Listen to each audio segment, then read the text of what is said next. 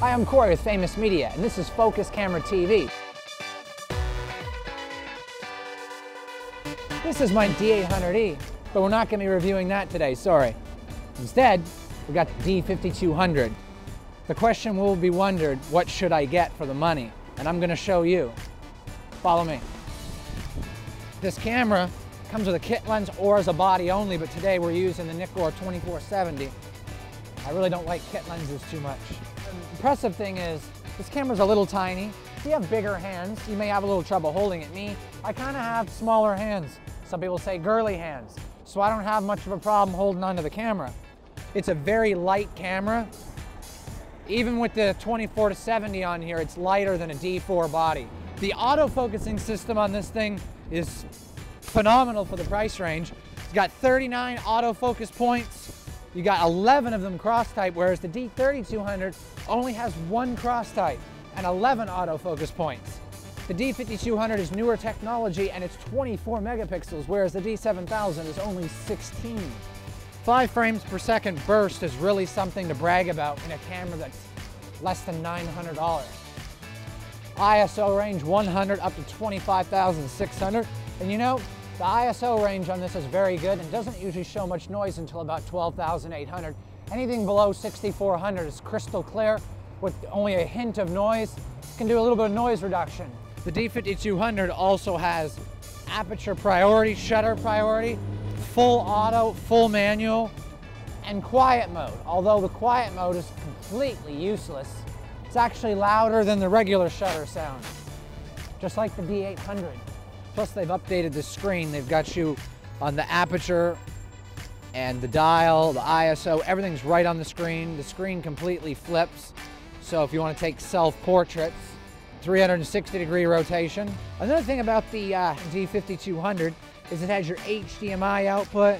It's also got microphone input because I'm going to be honest, the inputs on the built-in microphone are kind of puny and weak.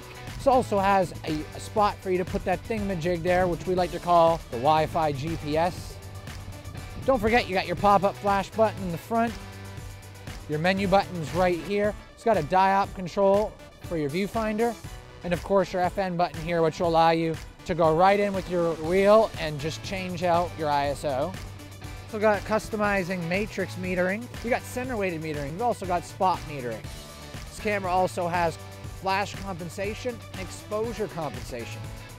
This camera has bracketing and multiple exposures, and of course awesome active D lighting. It's got many of the pro features, and while the body may not be as robust as a pro body, the features are fantastic for the money.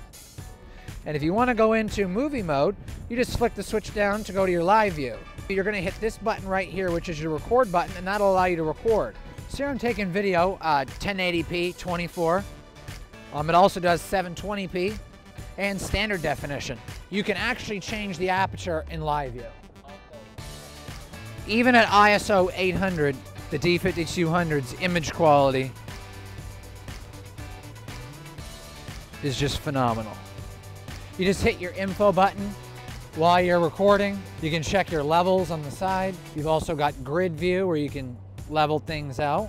I kind of wish it would have a histogram so you'd know where your exposure was. It's aimed at prosumers and consumers. However, the performance is pretty damn close to professional. It's not as robust.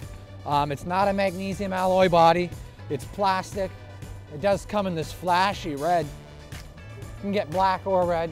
For the money, I would say I would forget the D3200. I would move on past the D7000, and I would start looking at the D5200 as being the best option Nikon offers less than $2,000. The D5200 is the next best choice underneath the pro level camera.